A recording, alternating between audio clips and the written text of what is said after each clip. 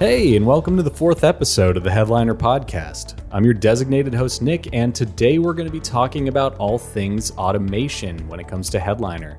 And to help me talk about all this cool stuff is one of the co-founders? Sure. I never know how to introduce you. Just say my name. It's Oliver. It's Oliver. Hey, Nicholas. Thanks for letting me force you to have me on your show. Yeah, you were just like jabbing me all week, like, can I be on the show? Yeah. I was like, let me on the show. Let me on the show. I want to hold a mic and talk into the front of it in a conference room in a WeWork. And I have to say, if you've all been watching the news about WeWork, there's apparently formaldehyde in the phone booths. They've run out of billions of dollars, but they got a lifeline. So we'll be working out of this WeWork for a little bit longer, I think. Yeah, hopefully. We feel confident. And do you feel confident and comfortable in this office, Nicholas? Slightly less so after the formaldehyde story, but like comfortable enough. Yeah, I thought it was funny because I always get rashes in those things. Yeah. Always. And then I was like, oh, but they didn't get rid of these phone booths. Yeah. Maybe they're fine, but I don't think they are. That actually happened to me too. Like a buddy texted me the story on Monday or something, and he was like, don't you work at a WeWork? And I'm like, yeah, and I spend like 4 hours in those every day probably. Yeah. Well, anyhow, what are we talking about today? So we're talking about our latest feature, which is automated podcast videos. Right. Automation. Yes. Basically, for those who don't know what it is a way for you to sign your podcast up. You get these auto-generated videos emailed to you either weekly or daily, and then you can share them on social media. You can impress people with awesome clips from your podcast and get them to check out the show. Yeah. I mean, so basically what happened is we've talked to thousands and thousands of you podcasters over the past couple years. And we had this whole moment where we saw that a decent, not like a lot, but like a decent amount of people had told us that they weren't making that many videos. And we're like, oh, are the videos not useful? You don't like the videos. And we thought a lot of people were going to say, oh, the videos don't work. But actually, everyone was saying, I want to make more videos. I just don't have enough time. I can only make like one video an episode. And I need to make more because social media requires you to just keep creating. So, Yeah. Right. So we just decided to attack that problem and created automation. So like Nicholas was saying, like you were saying, people wanted more videos. So now we made a tool to help them get more videos. Yeah, exactly. And it literally is just as simple as signing up your podcast. You get the videos emailed to you.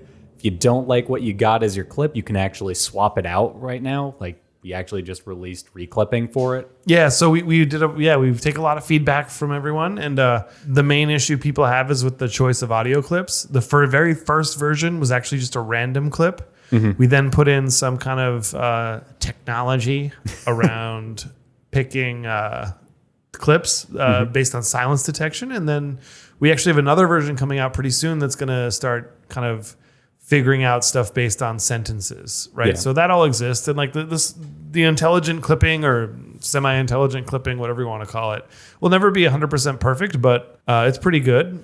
And then, we've heard from people that they want to specify their own clip. So now that's possible. You can kind of go in and reclip from you go to your video, and if you don't like it, just click the little reclip button and choose a different clip. Yeah, exactly. And I will say this because I actually have like my own personal podcast hooked up for automation just to see how it's like developing and stuff. All of the clips that I get from it are usually pretty good. Like I'd say I have it set up for daily clips, and I'd say like 80% of them are actually pretty usable in their own right. And then if I ever do feel like editing them, I will just swap out an image or something and call it a day. Right. So. That makes sense. Yeah. It's interesting to see what people choose for their clips too. Yeah. I mean, I think it's kind of one of the things we always get asked, especially me, because I do like training calls with people, is like, oh, I don't know what a clip should be. And I'm like, it really could be anything. It could be the introduction of your show. And there's an argument to be made that it should be because you're directly telling your audience what the episode's about, Right. And other things like Bailey has this theory that you should clip things in the middle of a thought, right? Oh, right. Because if someone's, because like the idea is like you want to do like a nice clip that's neatly kind of done up and everything is well like completely thought out and tied up with a bow, whatever you want to say, right? Yeah. But she thinks like this idea of if you're on social media, like people listen to the first part of the clip, and then if it just stops abruptly, they'll be like, hey, wait, I want to listen to more and go find the rest. So it's like it's kind of, it's all about testing these different things out, and seeing what works. Yeah, exactly. And just to like piggyback on that, the one thing I tell people is like, if you have a 1 minute clip and the first 40 seconds of it is you introducing or giving context to a story, just skip that stuff, do the last 20 seconds, and then actually use the rest of your post, the actual text, to like give the details, because that way someone's listening to the interesting part of your podcast. And then if they're actually left curious by it, they can read more about it, go check out the whole thing. So it's kind of the same idea. Yeah. I think with clipping and choosing the audio, it's a whole, there could be like a whole series about that, like how to choose the right audio. And that's kind of actually, the technology we're working on will help with that a lot. We have a lot of, there's a lot of clips in Headliner that have been clipped. I think it's almost 1 million at this point. Yeah, I think you mentioned that earlier this week, and I was like, 1 million? Like, it sounds like a ridiculous number, but then in hindsight, it really isn't. Time flies when you're clipping audio. Yeah. Yeah. But no, so automation, like some of the other things we're working on for it, you mentioned smarter clipping. I know we're also working on like adding more templates and stuff, giving people more control over their templates. Yep. You can basically, pretty soon, there'll be more templates there.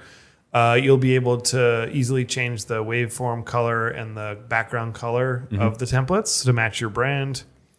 And then the other thing is you can actually use your own template. If you have a pro account and you've saved your own template, you can use that in the automation flow now too. Yeah.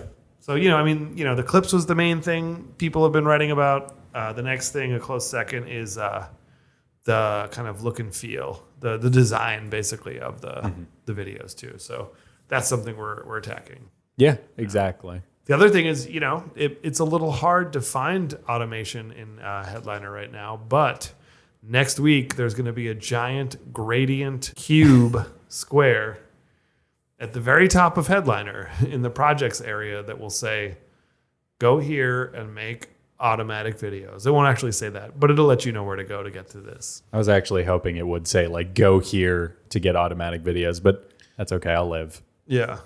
Yeah. On top of that, what else are we working on over here at Headliner? I mean, it's just getting automation to be as awesome as possible, I guess, isn't it? That's the main thing. I have to tell you something. I'm trying to recover. I saw a really intense movie over the weekend. Let me guess what it was. No, you guess. Yeah, it's Joker. It's Joker, yeah. Yeah. I saw it. It was so disturbing. It was so good. He was so thin. Yeah, I really liked that movie. I saw it the weekend it came out, and I had like, this is going to sound so paranoid, but I went with my girlfriend, and there was a dude who came in by himself sitting next to me, and he just had his hands in his hoodie for the whole movie, and he kept like eyeing me. Like, you can like tell when someone's looking at you? Yeah. Yeah, that happened to me, and literally for this entire movie, I just kept glancing to the right, going like, "What is this guy's deal?" I'm getting ready to sprint out of here.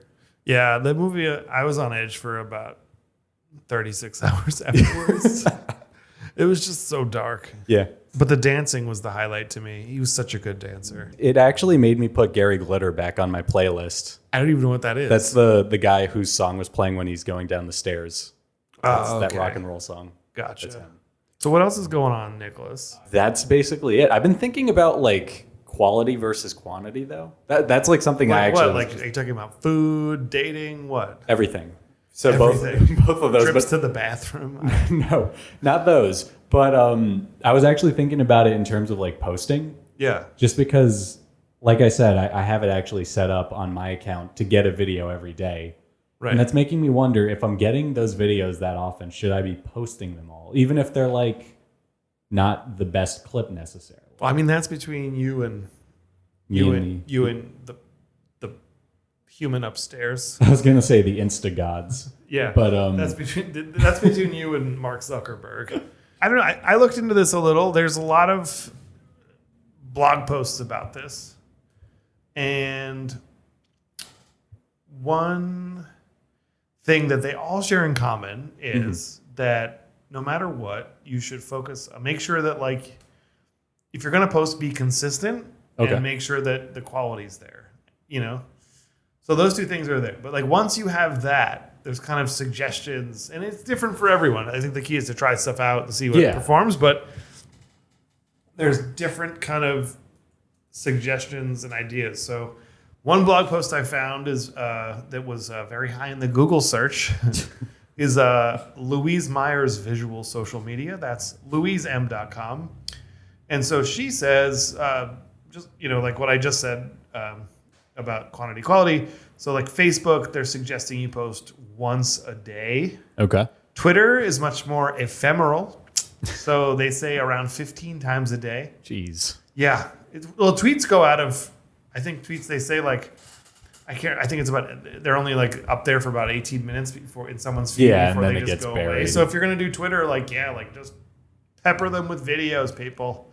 Pinterest is a surprising one for podcasters. I see him there, but it never dawned on me to actually go on Pinterest. I think Pinterest is a big opportunity for podcasters to promote themselves. Mm-hmm. And video is a great way to do that, of course. But no, seriously, I remember before LinkedIn became really popular for podcasters about, I don't know, a year and a half ago. Uh-huh. I remember there was this moment where people were starting to do it and it kind of made sense. And then all of a sudden everyone's doing it. And I think Pinterest is kind of like that too, where it's gonna blow up over the next year or two for podcasting. Mm-hmm.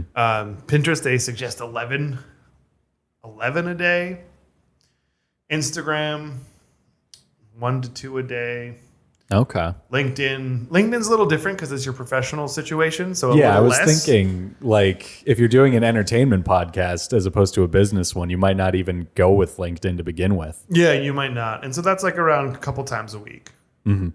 And then also if you're doing stories, for example, the stories format, which is great for video on Instagram like that, you could just basically, I don't know. It's just the whatever. sky's the limit with that, right? 5 a day, 10 a day, 15.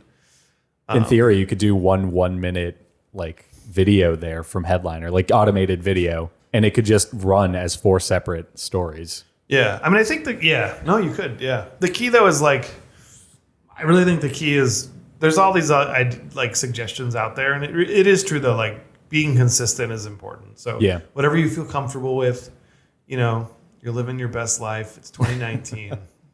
Get out there and do it. Yeah, exactly. And then maybe hashtag some of it. I don't know. That comes. Yeah, that's a whole other discussion. Okay. That's a whole nother discussion. Gotcha. Yeah. All right, cool. Yeah. We've been talking for a long time. Yeah, it's been a whole 15 minutes, I think. That's a long time. That's the longest I've ever spoken uninterrupted. Wow. Probably not, actually. But yeah. Well, thanks, everyone.